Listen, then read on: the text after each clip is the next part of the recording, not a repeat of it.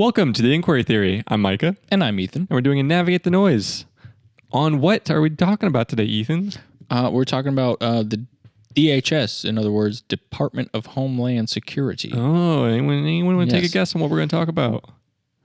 Oh, I want to. Yeah, go ahead. Immigration. So today we're going to talk about an article. This one is pretty interesting, kind of popped at us because it's there's overwhelming kind of like political back and forth right now on illegal immigration. And so this one I thought kind of, I don't know if it clarifies anything, but it definitely kind of brings into question a lot of what's going on. So that was interesting. So Ethan, what's the headline? The headline of the article, excuse me, we're not starting over. Nope, we're keeping that. Title of the article from the Gazette says that the Republicans push Trump DHS to expose Biden administration's mass parole scheme. Ooh, a scheme. So from the title alone, Trump and his administration is accusing Biden's administration of some sort of scheme involving immigration. Yeah.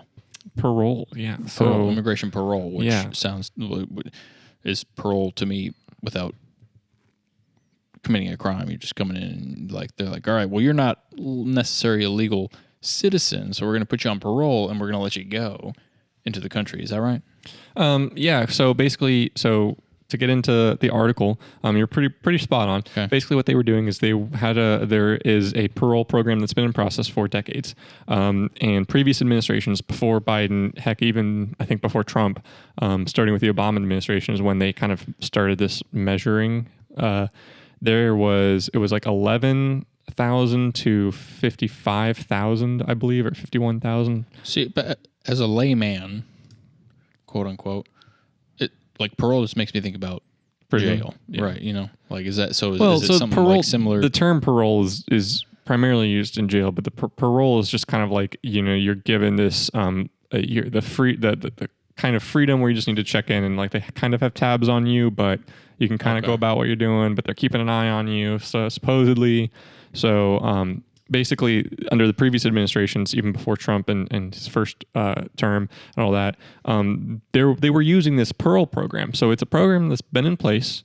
It's not something they kind of conjured up. It's nothing that the Biden administration was like, hurry, we need to, write this down, do the thing. It was on the books. So, give them a little credit there. They're using something that was already there. Now, whether or not it was busted or worked correctly, I mean, who knows? Who's to say?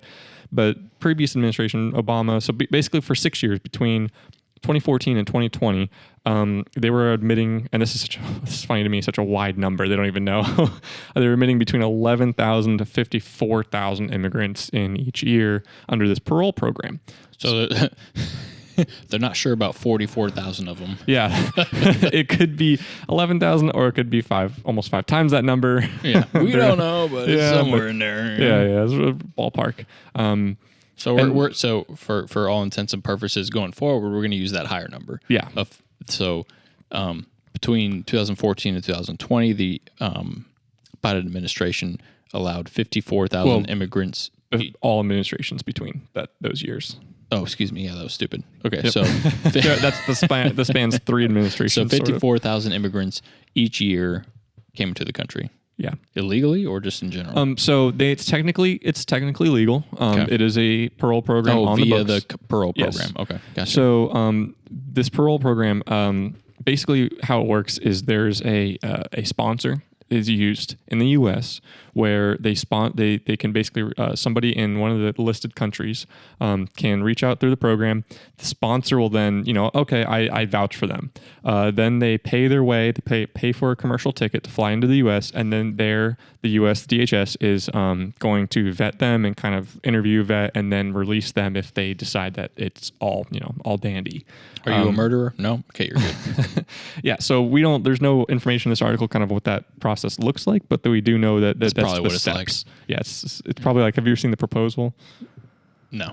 Okay. My sisters love that movie though. Yeah, I'm aware. Yeah, your wife. Yeah. Yeah, she rewatched it a lot. It is pretty funny. But anyway, so they're basically keeping track, or those are the numbers. Why that's important is because during Biden's 4 years between 2020 and 2024, more than 531,000 immigrants, I want to make sure I got that right, were paroled into the country using that program. So now I will say real quick, those numbers are not the same. So we said earlier, it's 54,000 immigrants each year. And then this article gives us 531,000. So those are not the same per 4 year for the 4 years. So that's not, it didn't split it up for us in those 4 years. No, so it didn't. So it didn't split it up. It didn't split it up. It didn't split it up for us within those 6 years either, though. No, it correct? did. It did. 54,000 immigrants each year versus 531,000. Why am I? Yeah, no, 100,000 immigrants. So for the 4 years. Right. So for our listeners, that's why we're talking about this, is because we're navigating the noise. So they're saying 531,000 immigrants. It sounds like a lot. You got to divide that by 4 years, though, to figure out exactly how much came in a year. Still a lot. It's still close to double per year, or somewhere around double per year. But I mean, that's not because if we read the summary of it, and it was like before we read the whole thing, and the summary was like 54,000 to 531,000, 100,000. I was like, whoa! I'm like, that's a lot. Yeah. And then we looked at the article and we're like, oh, they're kind of smudging numbers here, splitting hairs. You know, they're kind of trying to direct the conversation in a certain way. So be mindful of that. We were trying to be mindful of that in this. So we thought that was pertinent to share. So anyway, back to kind of what the program was doing in the Biden administration specifically. So that was, there was 500,000 over the 4 years, and there's records showing there was almost 1 million more that are being processed of being paroled. So had those gone through, it would have been 1.5 million over 4 years paroled through this program, which is... It's a lot of people. It's way more than any previous administration had paroled through this program. So a little bit of abuse, I would say. I would argue. A little bit of abuse, a little sketchiness going on, a little raising some eyebrows for me at least. Yeah, because you have to wonder why. Like, I mean, and so they claim it was to alleviate the illegal immigration at the southern border. Wow. But doesn't take much after the current administration shows to alleviate that. Yeah. You know, all you got to do. That's a very flimsy response, in my opinion. First off, I want to remind you guys that this was completely this was a not Freedom of Information Act, but they were what subpoenaed. Was it? Yeah, they were subpoenaed this information. This was information that they were trying to bury. That was that's something else I read, that they tried to get this information from the Biden administration, and they didn't give it to them. Correct? No, they were not cooperating, basically. Right. So they couldn't even get this information when they wanted to, and now they could because of the transparency that the administration we have now is allowing us to have. But anyways. Yeah. So basically, the previous administration claimed they were doing it to alleviate all of the illegal border crossings, which, I mean, just I feel like that's just I don't even know where to start with that. That claim is so.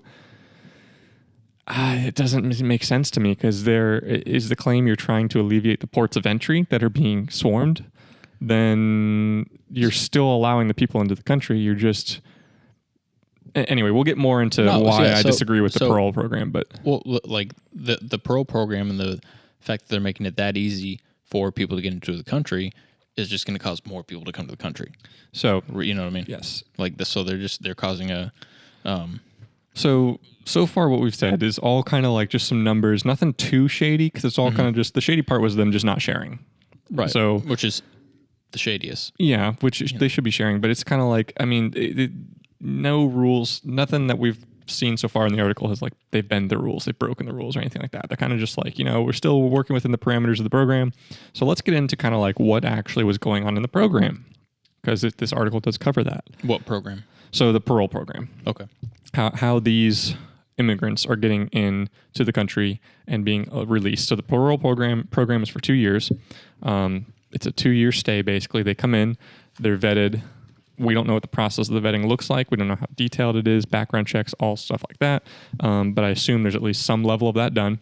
Then they release them for 2 years. And then after 2 years, if they haven't been granted and they can work. They get work visas. So, which is, props to them. But so for 531,000 people to be released via this program into the United States within 4 years, they had to have a lot of people working or not working at these borders to facilitate that. They're not even at the borders. This is inside the country. These people are flown into the country, right? And it's all done internally in the country, so they're already in the country, right? I'm saying this in response to what you said about I don't know exactly what the vetting process is. Well, it can't be that extensive because you have to get through 500,000 people, right? And that's not including the 1 million people that were still in the process of being vetted. Yeah, that's crazy. So obviously, like in my opinion, that shows that the vetting process is probably not the best, or most extensive. So where it starts getting a little fishy is they actually they found the Washington Examiner found that Mexican cartels were actually involved in selling appointments for immigrants. So basically, they could skip the line. So if you had money, you could pay the cartel. They would basically. Not skip the line. Basically, so the U.S. Sorry, let me back up. The U.S. kind of kept it to Cubans, Haitians, Nicaraguans, and Venezuelans. So those were the 4 countries that were allowed to apply under this Parole program. Immigrants in those countries were allowed to apply. Mexican cartel members, however, were using VPNs to basically change it. So, to anyone who doesn't know what a VPN is, it's a virtual private network. So basically you can claim, like, I could be on the internet here in the US and then be on a VPN and say and trick everything tracking where I am into thinking I'm in Switzerland or somewhere. Oh, that's crazy. So that's what they were doing, is the cartel was using VPNs to then trick the programs, this Parole program, the software and all that, that these people were applying through, and say, hey, these people can apply. They are within these 4 countries, and they weren't. So you have other people coming in that weren't from these approved countries. Right. So, I wonder how many of them. Yeah, there's no telling. Yeah. So you've got a couple issues there. You got 1, people from unapproved countries coming in. Mm-hmm. 2, you've got the cartels making money. Mm-hmm. And 3, I'm assuming if the cartel is already using VPNs and doing those things, they're probably also giving them false paperwork too. Probably, yeah. So we have no idea who's really in our country. Yep. Yep. So, and this is just to go, like, this is why I think there's a big push for immigration reform, because this is clearly a program that is for legal immigration, but it clearly needs some work. Yeah, so as far as immigration reform goes, like, in my opinion, like, I don't know a lot about immigration policies and what it takes to become an American citizen. This isn't even about becoming a citizen. This is just immigrants, like, coming into work, and like they're like, so the whole reason this is an issue is because they're like, hey, I don't know if this probably falls under asylum seeking, would be my guess. Because if there's defined countries, only those countries can apply for this parole, then they're probably some sort of asylum seeking. Gotcha. So not necessarily immigration in terms of, naturalizing U.S. citizens, but people just coming to the U.S. wanting to work and do stuff like that. Well, that's a good point to make sure people know when they're reading articles like this, especially headlines like this. Like, there's a difference between immigration reform and like citizenship and everything like that versus programs that are within the immigration system that that are being abused or have loopholes or safety, safety concerns. So, gotcha. And the last thing that I think is huge on this was, like we said earlier, they had to have sponsors in the U.S. sponsor them, these people coming in. So, those addresses, the addresses have to be listed for kind of like, where they're going to be, where they're going to go, that type of thing. Well, it's like the parole for the prison system. Same thing. Like, in order to gain parole within the prison system, you have to have either a halfway house set up for you, or you have to have some sort of address. How are they going to know where to check up on you? Exactly. Yep. So, that's crazy. So where are all these? So where are these 500,000 people going? On 19,000 applications, roughly, there were about 100 street addresses used. Oh, wow. So the same addresses were used on 19,000 applications. So 19,000 people are living at the same place? And they were often traced back to buildings that included warehouses or a storage unit. They're sending people to storage units? Well, why don't you send them back to their own house? Like they don't have AC or electricity or anything down there anyway. So clearly, what's going on? Come up here and we'll put you in a storage unit. It'll be the same exact thing that you've been experiencing. Well, clearly, what's going on, Ethan, is these are falsified addresses. I know. No. But what I'm saying is, what's interesting is like that's very obvious from seeing that. Right. So who's checking these? So who's checking these applications? Right. So it says that address fraud was also found to be widespread. Roughly 100 street addresses were listed to 19,000 applications and were often traced back to buildings that included a warehouse or storage unit, is what this article literally says. That's insane. Yeah. So they're not even sending these people anywhere. They're just making up addresses to send them to. Yeah, they're like, hey, we've got a list of addresses to use for these applications. Just change it up a bit so you don't copy. Right, exactly. Yeah. They're just copying over. Another crazy thing is, and you got one person like signing off on all this shit, Yeah, and there was a nonprofit group in Washington that basically checked social security numbers and stuff of sponsors, and they found that social security numbers of deceased sponsors and fake phone numbers were used on applications. That's crazy. So here's the thing. I'm not going to sit here, and also one more is there were 100 IP addresses used to access the internet, and they were used to apply to 51,133 applications. So, that's the cartel right there. Well, all of this stinks of the cartel. Yeah. So clearly, the cartel had quite a monopoly going on. They're making, who knows how much they're paying, right, for people to come in. And here's the thing: is like in my head, I immediately go to, well, if they're coming to the country to work, if the people in the program are attempting to come to the country to work, and they're attempting to whether it's to make change their life, do whatever, they're probably not coming under the best circumstances. So who can afford to pay the cartel to jump the line? And I immediately think of other criminals, other crime organizations. Yeah, for sure. Who's got the funding to because I don't think the average actual person who actually is trying to come to the U.S. and actually work, they're not the problem. But the cartels has a monopoly. Right, we're not going to let you get. We're going to let these other people apply because they're paying us because they don't. So anyway, right. So if the cartel has a monopoly, they can also pick and choose. They might take your money and be like, "Oh, sorry, you didn't make it." Yeah, they can also tailor who's coming in. Exactly. Yeah, so they can get some of their own members in. That's super scary. So it's either cartel members, it's either who they want the cartel members, it's who they want to go through, or it's rich people from wherever they're coming from. Yeah, other countries who can pay a ridiculous amount of money to the cartels in order to get through. So that's super scary. That's crazy. Yeah. So this was an interesting article because I wanted to try and show a little bit of kind of the media attempting to skew things a little bit with numbers and to make it sound worse than it was. I'm not saying it wasn't bad. It's not bad. We're clearly saying this isn't okay. This program needs to be reevaluated. Well, it needs to be reevaluated, and the power and influences that the cartels have, in my opinion, needs to be seriously addressed. Yeah, so we need to figure out what's going on there. My thing is just, I don't. There had to have been something, not to put my tinfoil hat on, but there had to be some sort of help from the other side, because how do you go from 54,000 immigrants through this process in the previous 6 years per year for the 6 years to what?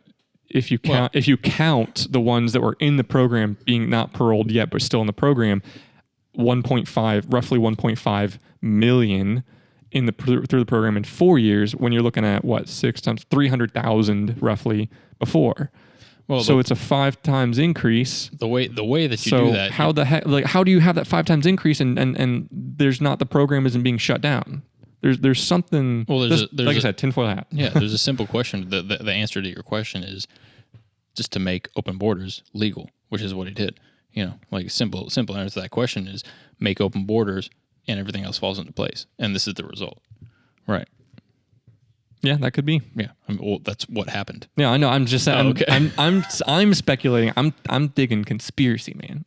The conspiracy is that. Yeah, that is a conspiracy. So it's not really a conspiracy. It's pretty obvious. To get to the open borders, they opened up this program and abused it maliciously, from the inside to allow. Then you've got the cartel making, it's X amount of money. Yeah, or making its opportunistic. Right. Problem with the whole situation. So tinfoil hat off. Oh, wait. You want to finish your tinfoil hat moment? Nope, that's fine. No, go ahead. Finish your tinfoil I hat don't know moment. what I was going to say. I don't Okay, remember. all right.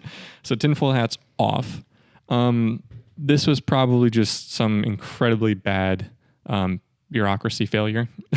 No, it was the tinfoil hat on conspiracy. That's what it was. I mean, I don't see how you can